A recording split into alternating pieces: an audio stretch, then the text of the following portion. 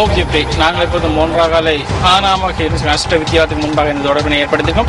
குறிப்பாக இந்த வாக்கெடுப்பு நிலையத்தில் மக்கள் ஓரளவு அதிக அளவான மக்கள் வாக்களிப்பதை காணக்கூடிய இருந்தது.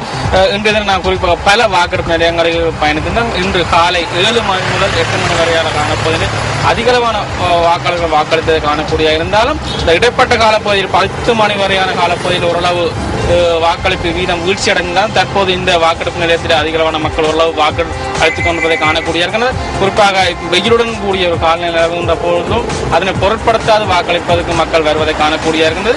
அதற்கடுத்தாற்போல் பாதுகாப்பு நிலைமைகளை இங்கே நாங்கள் பார்க்கின்ற போது குறிப்பாக ஒவ்வொரு வாக்கெடுப்பு நிலையத்திலேயும் போலீசார் பாதுகாப்பு கடமையில் ஈடுபடுத்தப்பட்டுள்ளதுடன் குறிப்பாக விசேட போலீஸ் படையினரும் பாதுகாப்பு கடமையில் ஈடுபடுத்தப்பட்டுள்ளனர். அதேபோல இந்த மொன்றாகலை மாவட்டத்தை பொறுத்தவரையில் 318 வாக்கெடுப்பு நிலையங்கள் அமைக்கப்பட்டிருக்கின்றது. குறிப்பாக 3,34,000க்கும் மேற்பட்ட வாக்காளர்கள் வாக்களிக்க தகுதி பெற்றுள்ளனர். குறிப்பாக மொன்றாகலை மாவட்டத்தில் 2 வாக்கு நிலையங்கள் அமைக்கப்பட்டுள்ளன.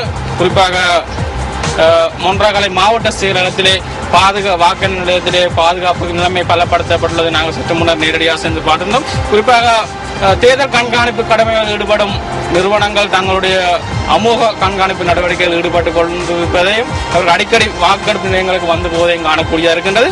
தொடர்ந்து நாம் ஊவா மாகாண சபை தேர்தல் தொடர்பான செய்திகளை வழங்க உள்ளோம். நியூஸ் செய்திகளுக்காக மொன்றாகலை நகரிலிருந்து ராசதுரை ஜெயரூபன்.